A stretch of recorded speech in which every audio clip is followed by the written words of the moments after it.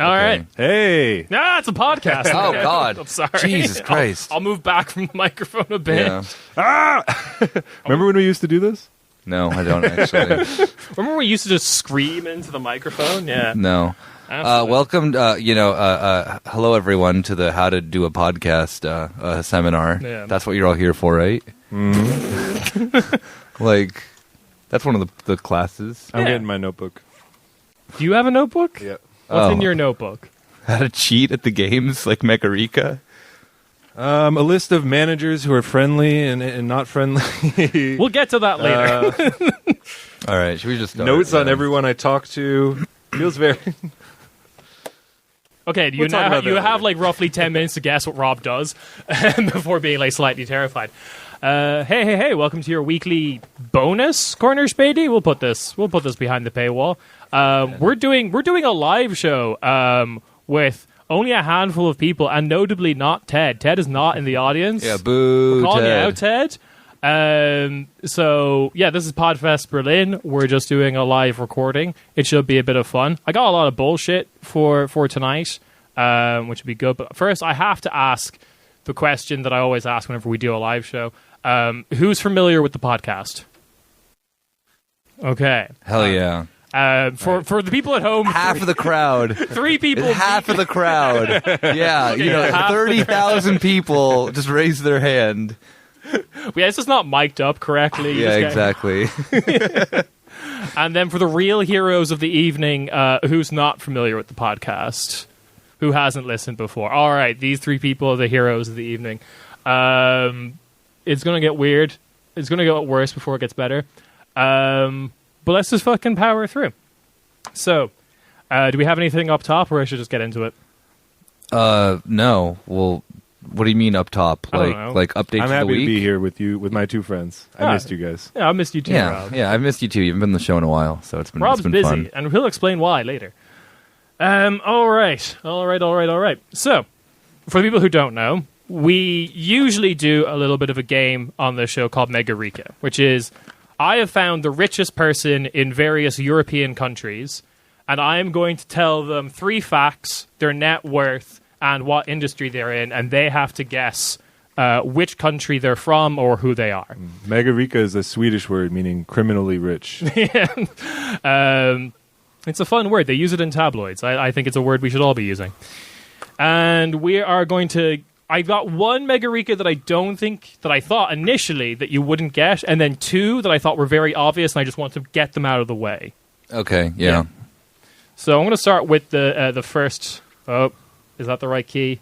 Oh, it's been a while since I've used a PDF as a slideshow. There we go. All right. Calling everyone out. Oh wait, so our 2 other hosts who are not here with us, they got this one correct as well. Or Yulia got it correct and Uma got it wrong. Yes. For those keeping score at home. Yeah, Yeah, okay. yeah. Which, for those keeping score at home, I'm still winning. Like, I don't know if I'm actually winning or not, but I am winning, so We'll it's fine. see after this, won't we? 'Cause it's pretty neck and neck between Nick and Yulia. so- I'm winning. All right. The patriarchy says I'm winning, so... Megarika number 1. Net worth, 1.2 billion. Pussy shit. Investments. How you got rich? Investments, real estate, development, retail sales, property management, customer financing, mining, and metallurgy. What's metallurgy? Just sounds like alchemy or something. Ever watch Avatar? Oh, yeah. Yeah, Okay, yeah. that with metal. All right. Fact Cool. number So, yeah, alchemy. Yeah. Fact number 1. Got his start as a student working abroad in Vienna, where he started a business to export electronics to his home country. To save money on transport costs, he'd put some of the TVs and other units onto the public bus that was going to his home country. This led to his own chain of electronics stores in his home country, and for neighboring countries as well. He then started a chain of supermarkets in his home country, which dominate the market. They then used the money to get into residential and commercial real estate, financing such high-end communities as Ambassador 1, Rolling Hills, Ambassador 2. You sound like Jeremy Fragrance-ass names of, like, things, like how he named his fragrance, like, date, party, and, like, office. And of course... Office. Yeah, office fragrance, yeah. Yo, dude, what are you wearing? I'm wearing Office. Yeah. And of course...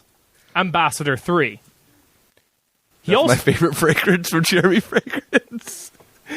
He also built his country's first shopping center, which naturally gives reduced rent to his electronics shop and supermarkets, as well as other businesses he started, such as Fashion Group and Kids Zone.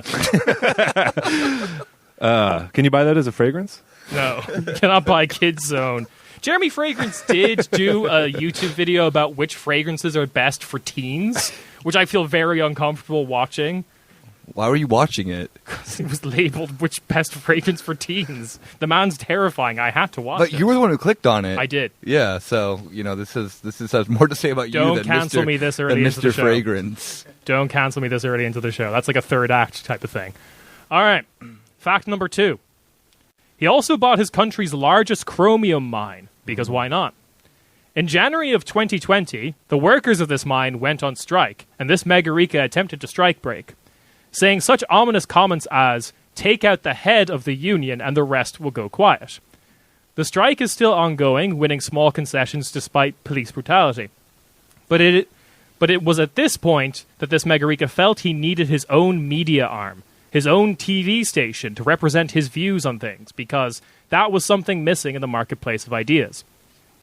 Coincidentally, the year before 2019, the megarika's home country had a year-long student protest and riots.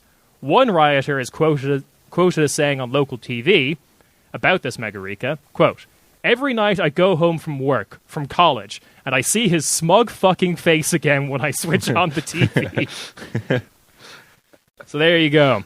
Are those the 3 clues? No, fact number 3. Okay. He's the CEO of a financial investment group with 50 companies under his belt, which is active in 8 different European countries. The richest and most powerful investment group in the region. He started making loftier claims like buying rundown fairgrounds and struggling TV stations in an attempt to turn them into smart cities and the most watched station. Rundown fairgrounds. So we're talking like imagining like a sad carnival with like a bunch of like wooden boards missing from the roller coaster. Yeah. And they're turning it into Ambassador 4. Some people look at this and see an abandoned amusement park. Some people see Smart opportunity. a new living experience. None of these plans have worked out so far, mainly due to the 2008-2011 crisis. His business has been thriving, though, due to a scandal in his country where, despite comments made by the Prime Minister, businesses received funding during the pandemic even if they did not need them. His businesses received €8 million in relief. Not that much. I mean, that's small beans compared This is small to... beans. All right. So there's your 3 facts. Y'all can't guess. No, they can, but I'll turn to them in a second. We got a Serbia already. We got a stray Serbia. Yeah. Oh. Here's the map of available countries. Okay. No, Serbia is Serbia is available. The blue ones are not available. I was thinking Romania, but yeah, I'm just gonna. You know what?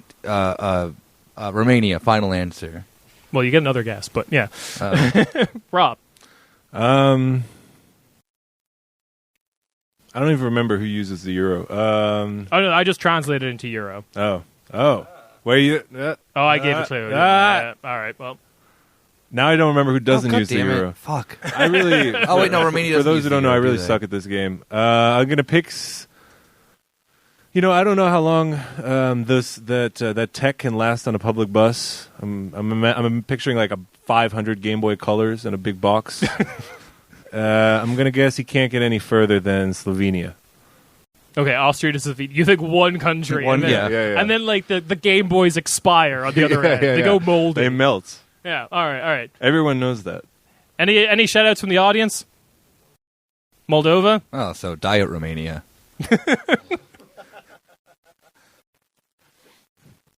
I feel like Romania's Diet Moldova, but all right. Yeah, you're right. Actually, yeah. All right. Both of them are Diet Transnistria, but we don't want to have this conversation. Transnistria is 0. All right. So no one has gotten it so far. And all I'm going to say is it's in the Balkans. Oh, okay. Yeah. Which I didn't. Making your money in Austria is like the Balkan story. Do we get one more guess and then we're done? Yeah, all right. guess. I'll guess. You know what? Fuck it. Croatia. Yeah. I said it first. Yeah. We can both just going guess one down. the same thing. We got Albania from the audience. What? Who? Hang on. There's some. What's the guess in the back here? Okay. We have a Bosnia guess? No, Bosnia's taken. it's Bosnia's taken. Yeah. Yeah, he makes seatbelts for Volkswagen. Yeah. You know what? An honest living. All right, so the correct answer is Ian in the front row. It is Albania. Hell yeah. Ooh. Yeah, this is. I can just go and scroll down. This is Samir Mana of Balfin. Nice. For Balkan Finance. There's his electronics store, Neptune. Dude, I want to smell like Neptune. Yeah, he definitely has peak business vibes. Yeah. Take, be happy. Tag be happy. Like, this is written in English. This is, I believe, the East Gate, I believe, is what TAG stands for. It's this, Tirana East Gate. That's it. Oh, it's yeah, in Tirana, okay. Yeah, Albania. yeah. It's this mall here, and that's their logo. It's just be happy. We are Balfin. Bum, ba-dum, bum, bum. As you just go into Neptune and Kids Zone. And that's Skopje City Mall, which he also owns. Oh, damn, he diversifies to the other Albanian countries. Yeah, exactly. Neptune is an electronics store. So, yeah. Yes, it is a rival of Saturn. Exactly, yeah. When he made his money in the German-speaking world, so he was just like, I guess we name electronics stores after planets, I guess. Is he related to Gucci Mane? I don't think... Is he related to Gucci Business Mane? partner. No, he is That's not. why Yeah. he took his last name. Yeah. Yeah, Gucci Mane allowed him to be called Samir Man. To get a lot of this information, I had to do a lot of Google translation of Italian and Albanian. They're the same language. No, they're distinctly not. No, I don't know what you're talking about. I did watch a lot of like weird Albanian TV on YouTube, including Hell this yeah. TV. Oh, this looks fucking awesome. Yeah, I don't know what I've done here, but they're all blue now. So listen up. here we go. Here's the story. So he was on this TV channel called like Peter Pan Moment or something, where a bunch of kids got to ask him questions. The vibes are very fucked. She was being constantly referred to as Tinkerbell. So it was a lot of Albanian, Tinkerbell, Albanian. Peter Pan moment is like if the headline writers who describe police shootings were described pedophilia scandals. No, Peter Pan moment is when like a CDU member says a slur in like Peter Pana, like the fucking restaurant here. And these are for anyone who doesn't know, these are the 2019-2020 student protests that happened in Albania. They were actually pretty darn big.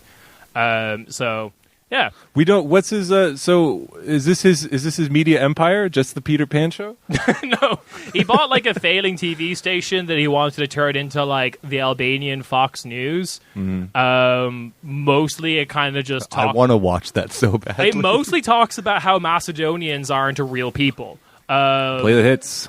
Yeah, Balkans, baby. So, and a little bit of solidarity moment. I just have to read this from an Albanian miner. My grandfather was working in the mine when it was opened. My father has been working there for 37 years. Ahead of a year ago, he went into retirement, but since the pensions for miners is so low, he's been forced to return to the mine to add a little bit of income. Then there's me. All in all, my family has worked their whole life in the ground. It's a time to change the lives of so many people. We have to do it ourselves because no one will do it for us. And of course, because he named his company Balfin, Balkan Finance, he named his chromium company Albchrome. Albanian Chrome. He's a big fan of this naming convention. It's very annoying. And speaking of solidarity, there's an important announcement that you can, for every bottle of Albchrome perfume you buy, 1 cent will go towards the important an important group that is giving amplifying the voices of striking mine workers within the company. speaking of such bullshit, now we turn to Raw. This is really how I have to do it? Yeah, I got to follow up the mine workers? You just said, I want to talk about Flink, so I put a bunch of Flink pictures I have to follow into the Can we go back slideshow. to the mine worker? No. Can we have the mine worker on? No. Yeah, you feel pretty bad now in comparison to him now. Just real don't quick. you? Show the mine worker really quick. Really quick. Hang on. Okay, this for Scroll people up. at home who don't come to the live shows, we do slides. All right. I just want to compare that this man looks like I have a lot of respect for him. Now scroll down. This is how I feel in the corner. The dog. That's me. This is just to situate what's going on here.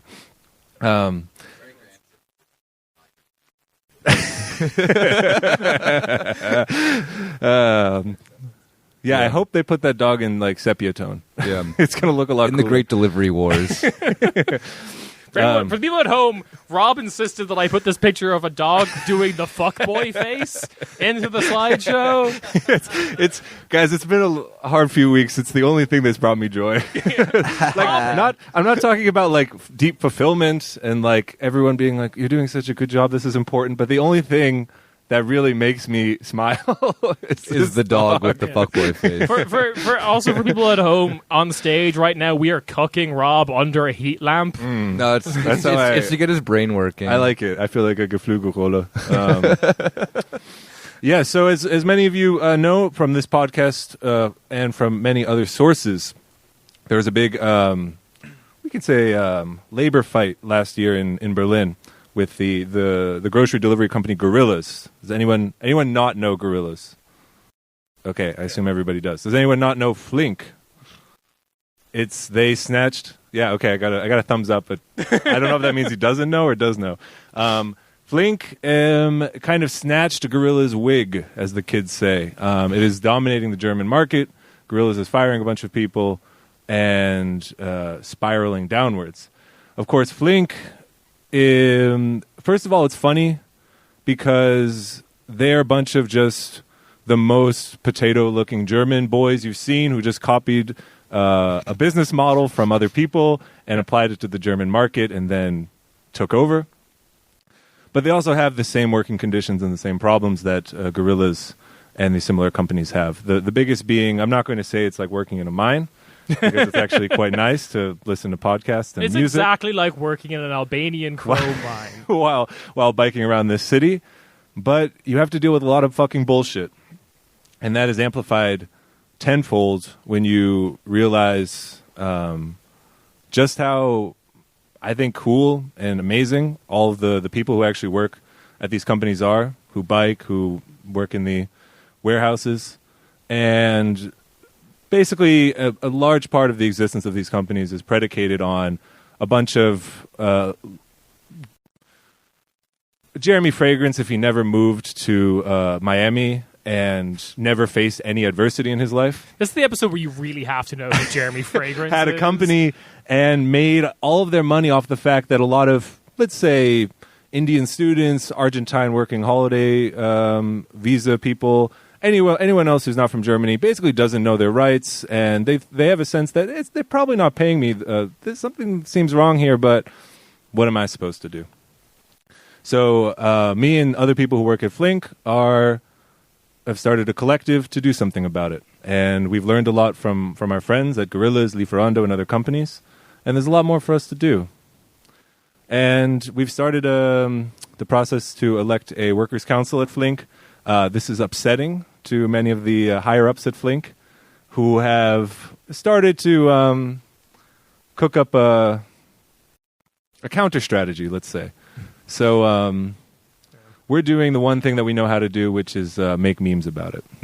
That's right, like the little fuckboy dog. Yeah. And that's it. That's the show. We're done. That's yeah. It's pretty fun. I don't know. It's also really exhausting. I mean, I also have a Flink neck gaiter. I was going to just kind of... Well, like, okay, we toss it as a prop. can give that to Ian because he got one of the megarikas correct. All right. Oh, here. yeah. Congratulations. Game Warren. Yeah. Yeah, game 7 of the... I mean, I will say that, like... Woo! Yeah, Rob can sign it for you after the show. So, Rob has been doing this podcast since the beginning. We've been doing this podcast since 2019. And this is the happiest I've seen Rob is, like, working on this. He seems genuinely fulfilled. I mean, to be honest, this is a damn right improvement from that time he tried to do his thesis, like his dissertation on mass shootings, and he read all the manifestos that those guys wrote. You were depressed. You were upset. So this is much better. So yeah, good luck to you. Round of applause for that, please. Yay! I know there's like 4 people in the room. It's There's fine. 40,000 people clapping for Rob. 40,000 people clapping. Yeah, and in all of Berlin just stood up and saluted Rob. Yeah, you Yeah, look that's great. it. You got it. That's cool. I like that better than how it was. Thanks, Rob everyone. We need you in those in the Twitter trenches. Yeah, the mines. We will call on you to do your part very soon. Yeah, the Crow Mines, the Alb Crow Mines. That is Twitter.com. Yeah. Yeah, Right. and please, God damn it! So if you want to talk about the higher ups at Flink, I think now is a good Yeah. time. For people at home, the slide says if defamation happens in the woods but no one snitches, did it really happen? I don't want to get into any defamation on this podcast. I will say that my technical boss, including the boss of most of the people in Berlin, who signs their termination letters, and they pass that shit out like candy approximately 2 to 4 weeks before your probation period's about to end, so that they can just hire a new person and and have maximum flexibility. His name is literally Fabian, and and his last name is Graf von Hardenberg. Yeah, So a literal absolute count, sicko. aristocratic family named Fabian is just fucking sitting in a big ass Daimler-owned building in Mitte. Me and Nick that tried shit to calculate looks nice. what the rent on that was per month. It was terrifying. Yeah, we figured it was like 400,000 a month or something like it was that. it was like 160. Oh yeah, true. Still, 160k True. per month. They Yeah, also yeah. can't afford to pay you your €1,000 a month salary. So No, yeah, because Sorry. we spent it all on this fucking rent for the stupid building. Anyway, let's go to Megarika number 2. Oh, so this is like easy. This is the easy mode. Yeah, All Uma right. and Yulia both got this Megarika. the last one was supposed to be easy. no, no. it was The last one was the hard one. the last one. Because I talked to Yulia before we did this episode thing, whatever. Yeah. And she was very proud about getting the first one, and she rubbed it in my face. She's like, "You're not going to get it." And I was like, okay, whatever. Well, she was right. You didn't. Yeah, I didn't get it. So, all right, let's go. Yulia does have her hand, finger on the pulse of Albanian politics. Anyway, 23.3 billion. That's what I'm talking about. That's Yeah. money. Yeah, that is money. That's Europa money. Okay. Sports team ownerships, sports, esports, music production, food production. Oh, so it sounds like me. This is what I do in my spare time. I'm going to go in order of least obvious to most obvious when I give you these facts, all right? Okay. Okay. So, fact number 1. He's had a couple of media ventures since becoming rich via a private funding organization called Quo Vadis Veritas. I mean, what follows the truth, I believe, in Latin.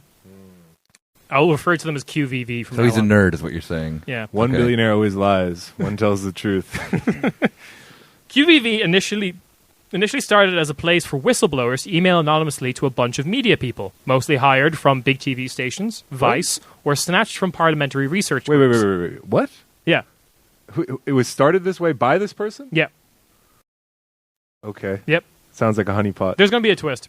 Okay, yeah, I'm here for it. Anyway, supposedly doing investigative journalist. However, within the first year of this project, a lot of the big hires just started leaving.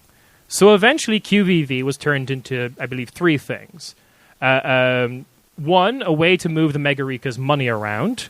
2, a website called Addendum, which doesn't post a lot and has been compared to Breitbart.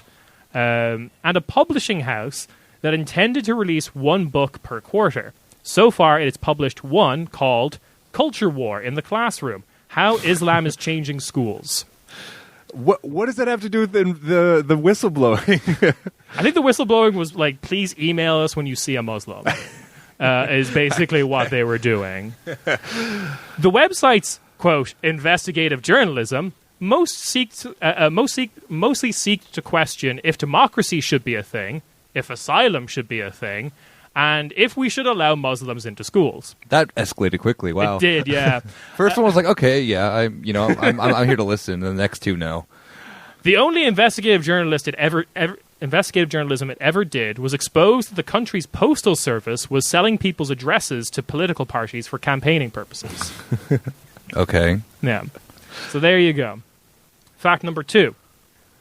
With his vast wealth, he went on to start a local TV station that was first primarily online and then moved to a full proper cable channel. Kind of like Bild TV in Germany. The station is heavily associated with the far right in the Megarika's home country and the international identitarian movement. Uh-oh. hosting panel discussion shows with titles such as "How Dangerous Are Our Muslims?" You might see a theme here. Over the last 2 years, the TV station has become associated with COVID-19 misinformation. So, yeah, there you go. And then, do you want the last little fact? Yes, please. I think this last little fact should be clarifying. Fact number 3. Got his start in the marketing department of a shampoo company, but made his fortune after meeting his now business partner on a holiday in Thailand. He's a freak. He's an absolute freak. The Megarika loves flying his collection of planes and owns a small island in Fiji. So, where do we think this guy's from? Owns a small island in Fiji. Yeah. Absolute freak, clearly. Really, really racist. Yeah. Specifically Islamophobia. That does, but do you know what country? Europe. Yeah, we're looking at Europe. I know. Could be anywhere. But France is taken. Yeah, well, and so is the Netherlands. Yeah, right? But Belgium isn't. Oh, God, which country is the most Islamophobic? That's This is a difficult question. Fuck, Sweden's also taken, too? Russia towards the Muslims in their country. Yeah, wait, is Russia in the running? Yeah, it's up there. 23 billion though is not Russia. That's not Russian money. That's not Russian money. No. Yeah, that's not money. Whatever. My money, big body. My money, Tonka money. Yeah. My money is big money. I'm gonna go. Yeah, I'm gonna go. Roll the dice. Most Islamophobic country that then I'm allowed to pick is I think Belgium. Okay, interesting. So, Rob, what do you got? I was going to pick Belgium too. What was the? It was sports, right? Yeah, do you want me to list the industry? oh wait, yeah, esports. Sports, team ownership, sports, esports, food production, music production. I ask as if that will help me. I'm really bad at this game. Yeah, I've been slipping since we haven't played this game in like a year. I know. Switzerland? Switzerland? You're going for Switzerland? No, what? 23 billion? I don't Switzerland? fucking Come know. on. That's dumb. 23 billion is like 4 francs. Yeah, exactly. You can't even like pay your rent with 23 billion. Yeah. Your latest for the what's the biggest newspaper in Switzerland? You'd be great. How I can't afford to live in Zurich anymore on my 23 billion. All right, we're both wrong, aren't we? Well, we'll turn to the audience. Audience, have any guess? What do you got? Oh fuck! Audience gets it again. Yeah. This is Dietrich Mateschitz. God damn it! Fuck! God! Yes. Okay, first of all, Red Bull is not food. It's not This is food. partner from It's not China. food. That's not food.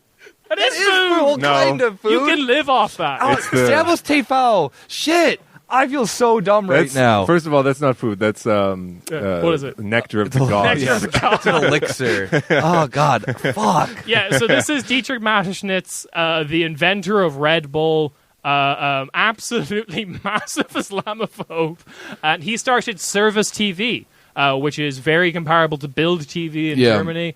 I've watched some of it. It's fucked vibes. Do the anchors have to dress like that? Apparently, they just make them. Yeah, if you guest on the show, they make you wear a dirndl. So yeah, this is Dietrich Mateschitz. Fuck! I'm so upset. To quote Julia, when she did this, of course it's Austria. This is the most Austrian shit I've ever heard. I'm upset with myself. I was waiting for him to come up into the runnings. I really thought you would get Dietrich. Yeah. Now that you mentioned the sense that he went to Thailand, it was a little bit of a freaky boy. Yeah. And then I just didn't put 1 and 2 together of that it's him. You know what? Fuck. I quit. I thought you were just. I Gonna quit the mention Red podcast. Bull. Yeah. That's what I was waiting for. If I mentioned Red Bull, you get it in 1. All right.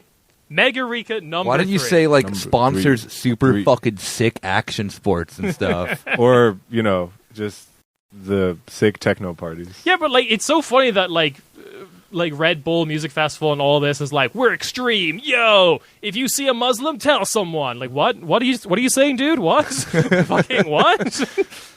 All right, number 3. All right, Megarika number 3. Yulia and Uma playing at home. Neither of them got this. All right, so I'm not going to get it either then. Ooh, I don't know. I'm banking on you actually. All right, I had yeah. the biggest shit-eating grin when I wrote this one. All right. Net worth. It's contested, but it's either 209.6 million or 2.95 billion. That's a big stretch. That is a big I love a difference. contested net worth. All right. Industry. Property, book publishing, head of a charitable organization. All right. Fact number 1. Keep your answers to the end. Originally from Argentina, but is now a citizen of the country he made all his money in. Runs an organization that is the world's largest non-governmental provider of education and healthcare. The organization also profits from a large amount of land ownership, book publishing, as well as donations from members. Wait, who moves from? I thought Argentina is a country like you end up in if you've done something bad, like not the other way around. It's a circle. It's a loop. All right. Fact number 2: the organization has a troubled past. Although before this megarika's time, the organization collaborated with the fascists during World War II. He's from Argentina. Like, Yeah. I'm surprised. And laundered mafia drug money on the behalf of the CIA during the Cold War to fund their clandestine operations. Okay, yeah. Fact number 3. The current head of this org, this megarika, is seen as a progressive reformer within the organization, but still holds many of the beliefs the former heads hold, and has recently been blamed for not handling instances of sexual assault within his organization. All right. Put the map back up. Yeah. There is the map. What do you got? I'm not good at any of these anymore. I really suck. Croatia. I don't know who's going to Argentina. That's still left in the bar. I guess maybe Portugal. Yeah, I was thinking Portugal, but I'm not gonna whatever. Yeah. We got But Croatia and Portugal is a. Why is Greece not listed? Didn't we already do Greece? No, well, Contested. no, he died. Oh, so we got a new one. Hell yeah! The Same Romania with Czech guy Republic. too? Did the Romania guy die too? No, another guy just became richer. Oh, okay, cool. Hunting too many boars. Oh yeah, fuck. Romania was the boar hunting. Yeah. That's yeah, sick. the former tennis player who claimed he could eat a whole champagne glass and then took all his German business friends to shoot boars from a helicopter. What were the 3 things again? So they were Like the industry. yeah, the 3 industries. Property, Uh, book publishing, head of a Nerd. charitable organization. oh god, these are so vague. Bill Gates. Yeah, Property. my favorite book, Windows 95. Yeah, I'm gonna say Portugal. You're saying Portugal? Yeah. Rob, what you got? Wait, why would it be Portugal? That's stupid. You're locked in. Yeah. whatever. I don't. How about like Macedonia? All right. What are they doing? Yeah, what are they up to? Wait, any guess from the audience? You're going Germany. No, Germany's the oddity family. I already know this one. Yeah. Yeah, richest person. Yeah, we waited for you, and then We you say that as if we haven't been waiting years to get the Red Bull guy. Yeah, Blew it. I know. Blew Yeah, it. I know. Like fuck. We're gonna get the Aldi brothers. Be like, Nothing from the audience? All right, I'm going to give you a hint. So we didn't get it. Is what you're You telling didn't me. get God, it. fuck. It's between your 2 guesses, Portugal and Macedonia. Croatia. Luxembourg. All right. Nick, you're really going to fucking hate me for this one. I'm right. No, you're not. No, it's Greece, isn't But it? I'm surprised you didn't get it. I was banking on you getting this. Yep. Do you want the reveal? Yes, it is. Is it? Just let me reveal it, man. Yeah. You don't have go. it. You don't have it. If you didn't get it immediately, you didn't have it. Yes. It's the Pope! What the richest guy in the country, Yes. the Holy See! See. I thought I gave that away so obvious. No, you didn't. Clearly, you didn't. Who else fucking That's gets very CIA obvious. money laundering in the... Again, the continent that we're talking about. It could be any country. has problems with sexual assault within his organization? That's Europe. very cute. I get it now. All of Europe. That's very clever, Ciarán. But Nick is right. That could be literally anywhere. Some fucking freak billionaire from Malta could just be doing the exact same thing, but then the one difference is that he's gun running or something like that. Which we fucking maybe Pope Francis is also gun running. Uh-huh. We don't know. All right. That cross itself is worth 200 milli. Look Yeah. at that thing. So the contested amount is that the things that he supposedly owns as being head of the Holy See accumulates a value of about 209.6 million. However, the Institution for Holy Acts, or the Vatican Bank, as it is referred to, dodgiest organization on the earth, has a valuation of 2.95 billion. Oh, no. They don't...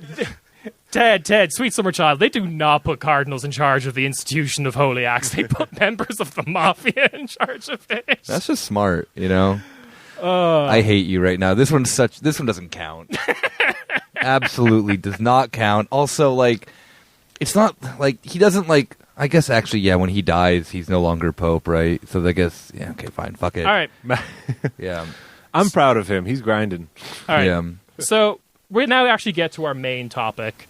So last Podfest, we talked about the Lithuanian pizza company that was started by an Indian arms dealer, and currently owned by an Indian arms dealer, that seemed to produce everything under the sun.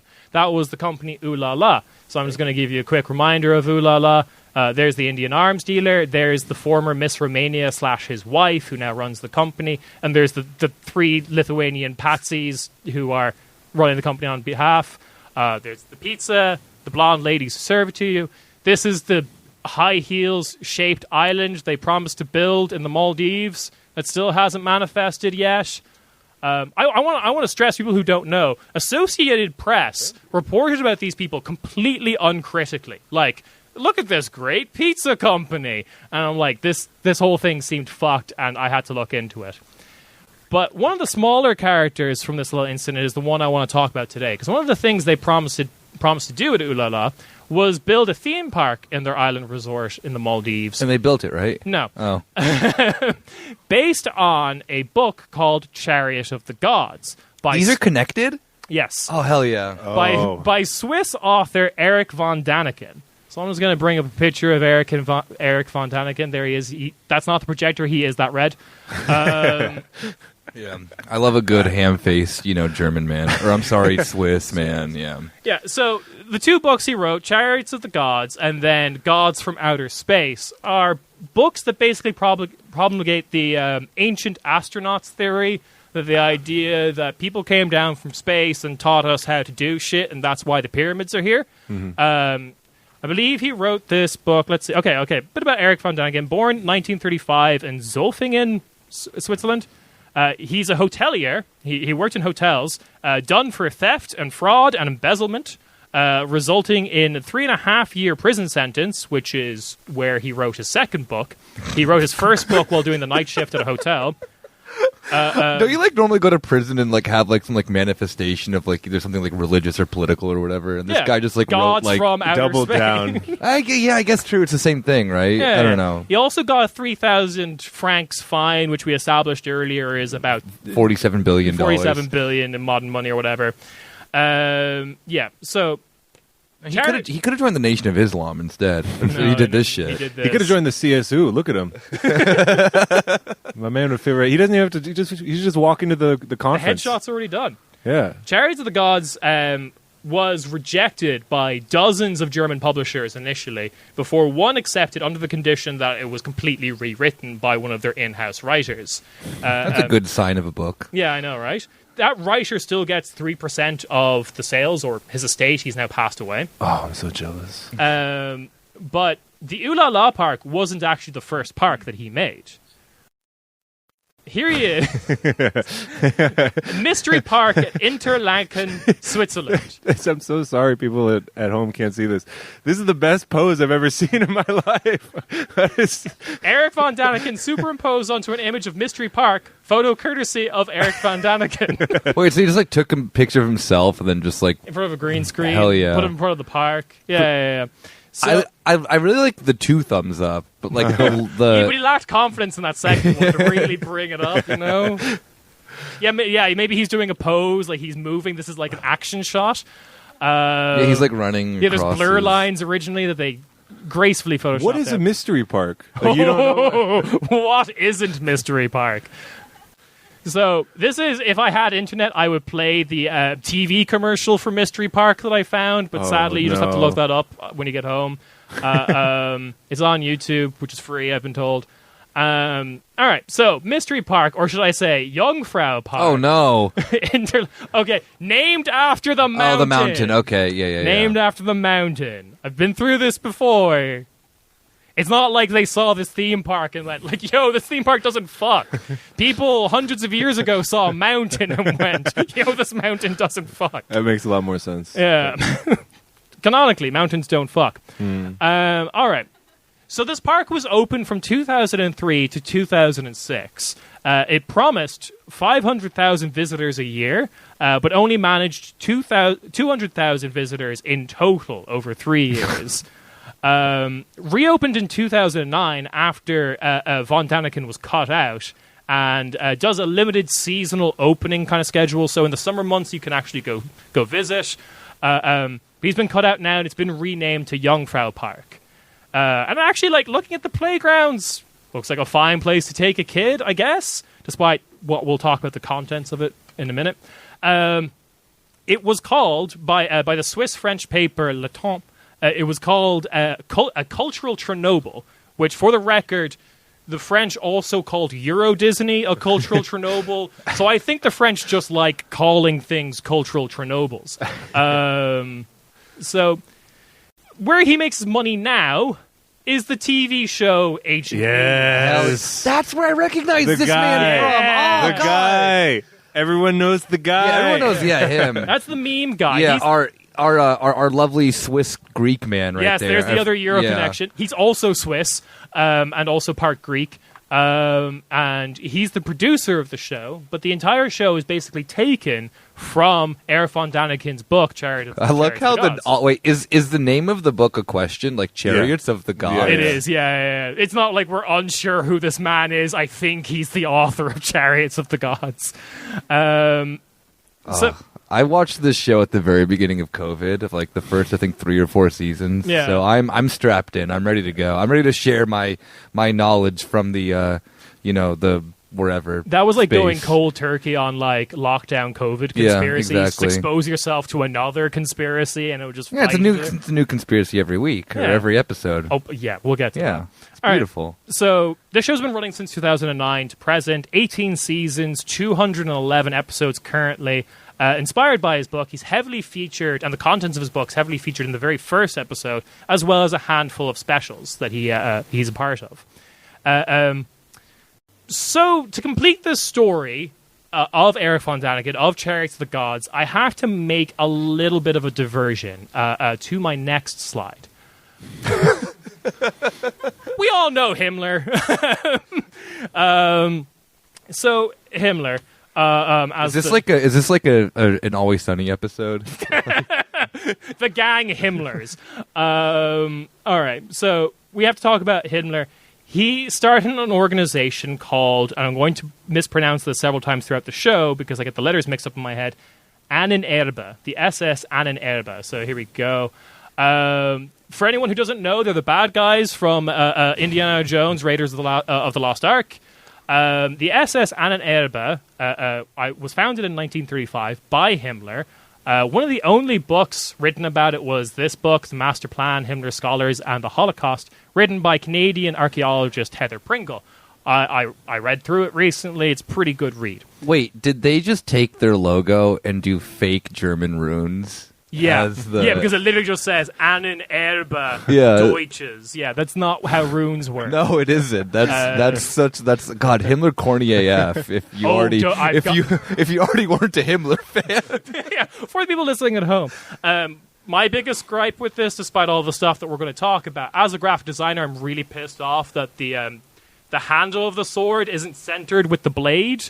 That's amateur hour shit. Oh right God, there. what a bunch of God. They pumped so much money into this fucking bullshit. I bet they did. All right, they anyway. had so much of it too. Let's see, we're okay. Serious description of Ahnenerbe. It was an archaeological institution that Himmler staffed for like 2 main purposes. One was propaganda, where you could go around to like Tibet and South America, look at all these big cool ziggurats and stuff like that, and say, "Yo, actually, Germans built this," and manufacture a bunch of like bullshit to say that was the case. The second function of it was spying. So like an Ahnenerbe like excursion, half of the people there would be archaeologists, the other half would just be like SS clandestine, like people mapping the area and things like that. So that was kind of what they were doing. So I want to also say that this organization was shut down in 1939 And since a lot of the people who staffed it were doctors and scientists, long story short, a lot of these people were hung in Nuremberg for very, very good reasons. I'm going to talk about a lot of the goofy shit this place did, but they also did some horrendous fucking shit. But that's not funny, so I'm just saying it now, and then we can ignore it.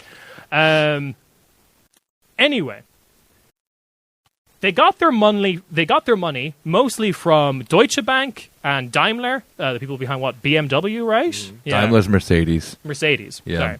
And I also want to say at this point, Himmler is a complete fucking idiot.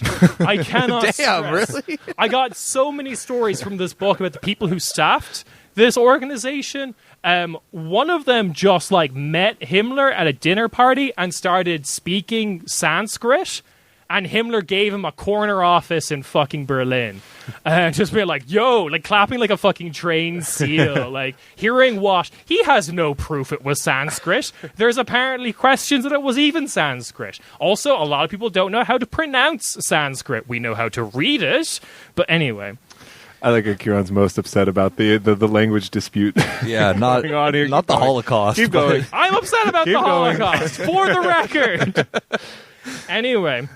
Okay, Grant. Yeah, sure, why not? Yeah, get us another beer. Yeah, we'll pay you back because we don't have any money right now. I'll pay you in clout. Yo, shout out to Ted. Check out his Ted podcast. For getting us beers. I think it's called Spab Brenza, if I'm not mistaken. Anyway, so that guy who spoke Sanskrit to him at dinner party was instantly made the second president of this organization. Then there was also another doctor. Well, no.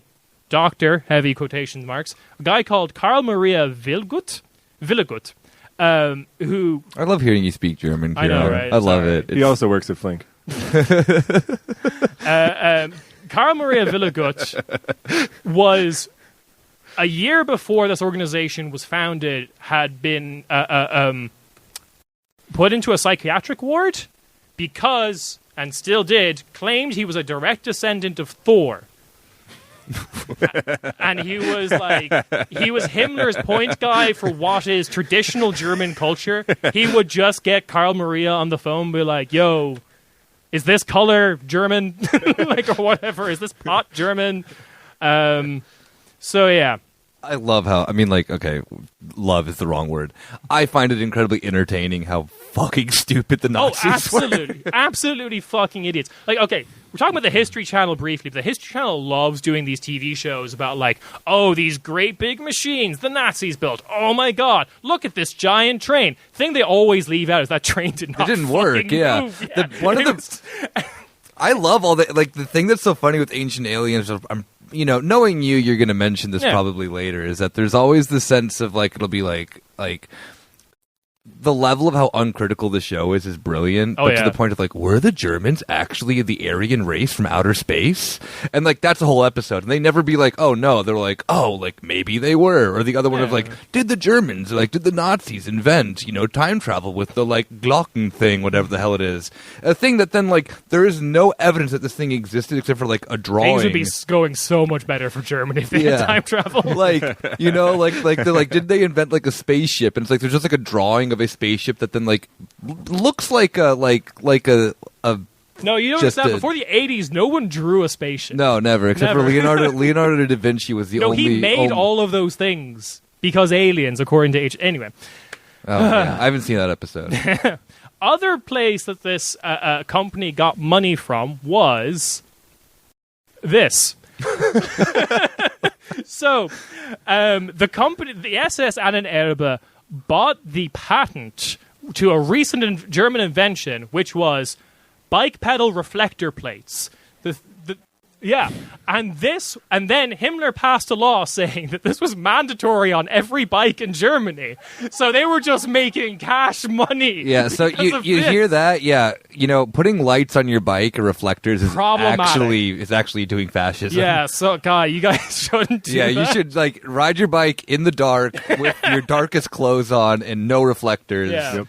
You have our permission to tell the Ordnungsamt that. They have to leave that you you're alone. You're doing living, breathing anti-fascism. Yeah. Yeah. They have to let you go. Yeah.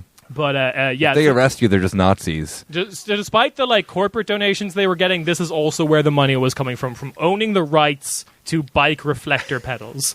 You know the Germans love riding bikes. Oh, so they probably raked in so much money. Yeah. Okay, so I want to go through a list of things that the Ahnenerbe believed. So we're going to get through this now. The first writing system was invented in Sweden. This is Season 13, Episode 5 of Ancient Aliens, and Season 18, Episode 18 of Ancient Aliens. What, they double dipped?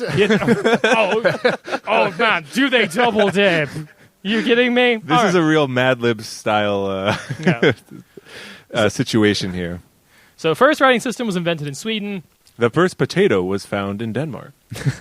Guge Tibet was not built by local Tibetans. Oh, who was it built by? Let me guess. Aryans, Drum roll, the the Germans. Yeah. This is also Season 16, Episode 2 of Ancient Aliens.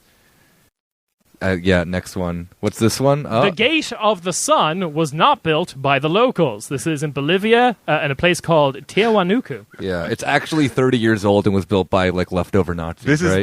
this is the least dramatic. It was actually built by Vonovia.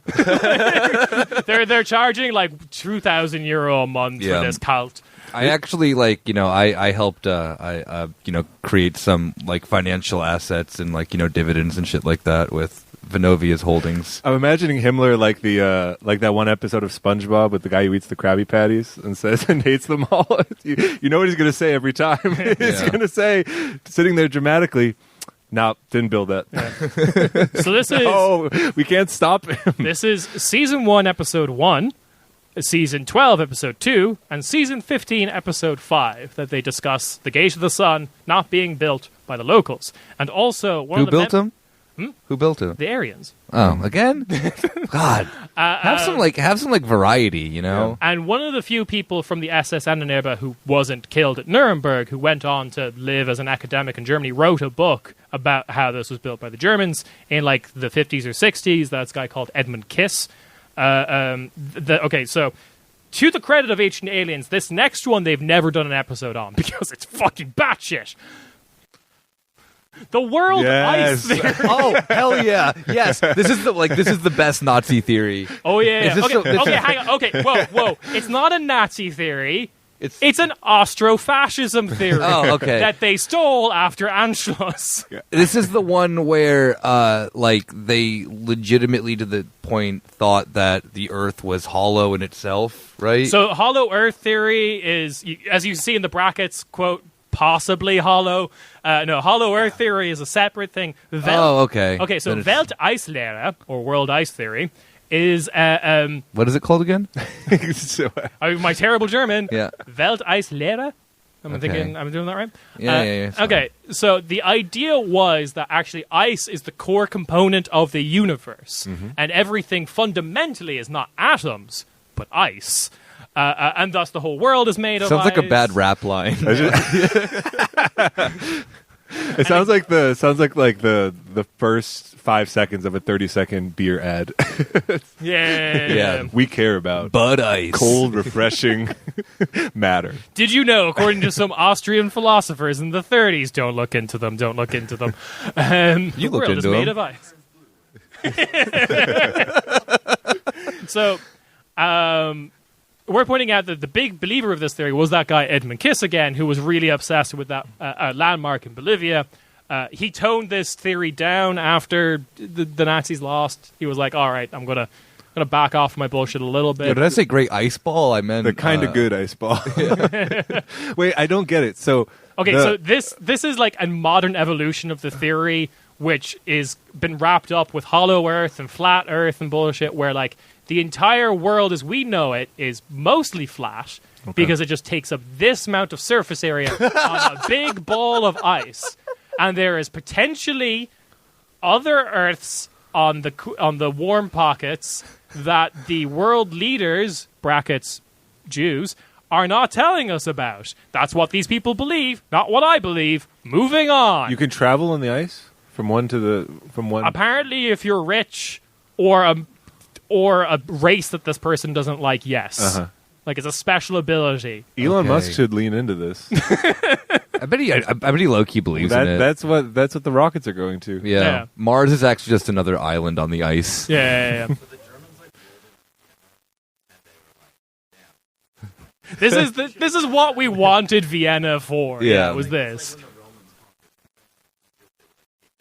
Yeah, exactly. Yeah, It was like a hostile corporate takeover, and they're going through all the files, and they're like, "Nope, don't need this, don't need that." What? Ice? I mean, I like a refreshing. I already have the next album, the next name of my next mixtape, which is World Ice Theory. All right. Moving on, because I have to go through these last two quickly. All right. So, next theories the people in the SS Ananeba believed Atlantis is real. God, in the fuck. And also, it is not in the Mediterranean, you cowards. It's in the North Sea. It's in the German Sea. Yeah, that's right. Yeah, and they were Germans, right? Yeah. So yeah, so they can reconnect with their roots and such. This is controversial amongst the Germans. I want another faction of Nazis to believe it's in the Ostsee. They just all kill each other. Edmund Kiss, the guy who survived the SS Annanerba, published 4 books on, where the fuck is Atlantis? It's got to be around here somewhere. Ancient Aliens has done 11 episodes on this. I've seen at least 3 of these. So. I don't have the season numbers. I'm sorry. I think there's probably one every season. Yeah. The next one, the Lost Continent of Thule. So this is... it's also filled with giants. Who are also German? Yes. Hell yeah. The original Aryans were really big and yoked, so that was what they believed. This is an Ancient Aliens. It was a web exclusive, as well as 4 separate episodes about the Lost Continent of Thule. So... Yeah, and Lost Continent of Thule is in Reinickendorf. It's right there. Yeah. It's not lost at all, man. Yeah, I'm partying. There's just a Plattenbau on top of it. Yeah, that was when the GDR just wanted to hide the truth of the Red Army raised to the Lost Continent. Anyway, so all of this stuff is in Chariots of the Gods by Eric van Daniken, and even the ice, what was it? World Ice Theory, my new album coming out September 26th. Check it out. All this stuff is in there, or in like expanded Eric von Daniken lore, such as Mystery Park, where you can see a giant skeleton of the giants that populated the Lost Continent of Thule. This is like one of the only photos I can get inside Mystery Park that isn't on their like Google reviews page. So, what is the connection between any of this stuff? As I established earlier, Eric von Daniken was born in 1935, and as we know, in 1945, we got rid of all the Nazis. There's no more. This handsome man here. What is his name? Oh, my goodness. No, I thought that was his full name. No. Oh.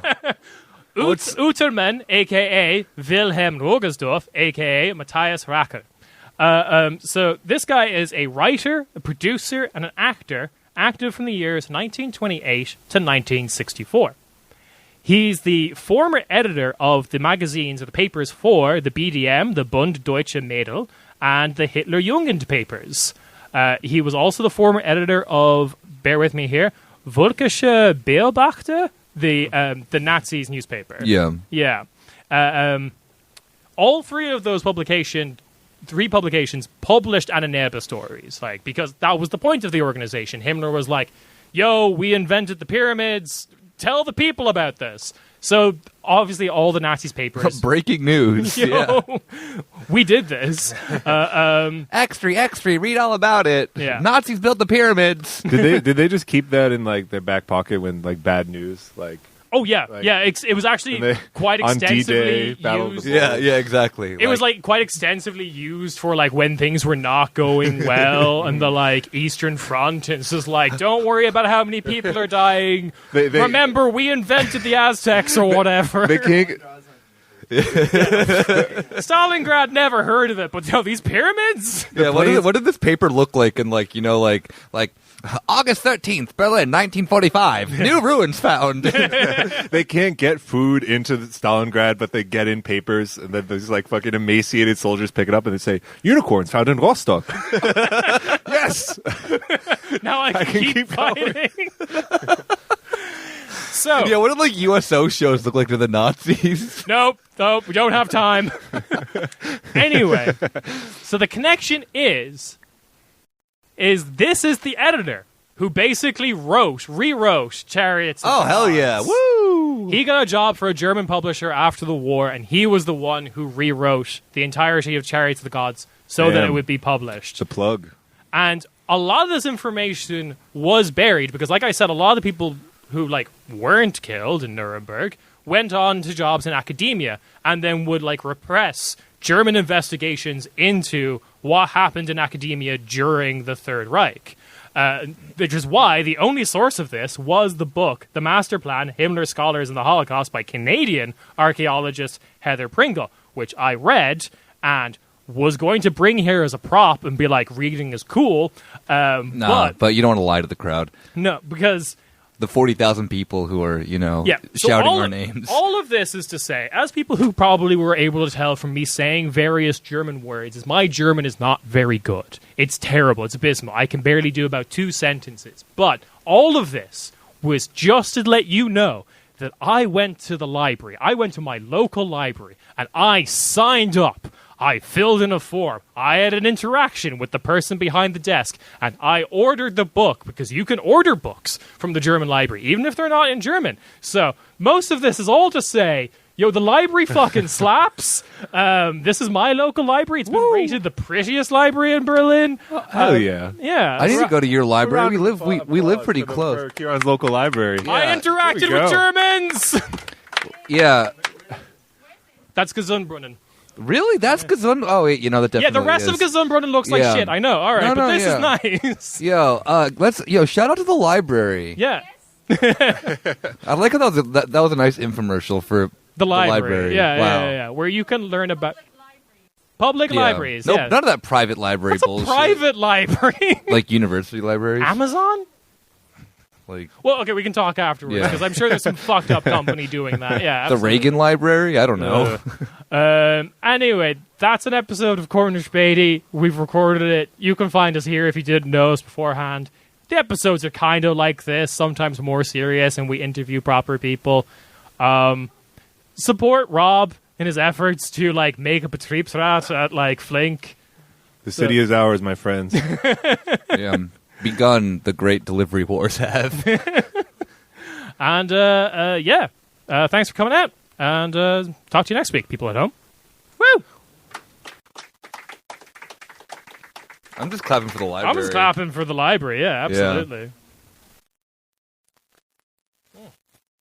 Thanks for the beer's head.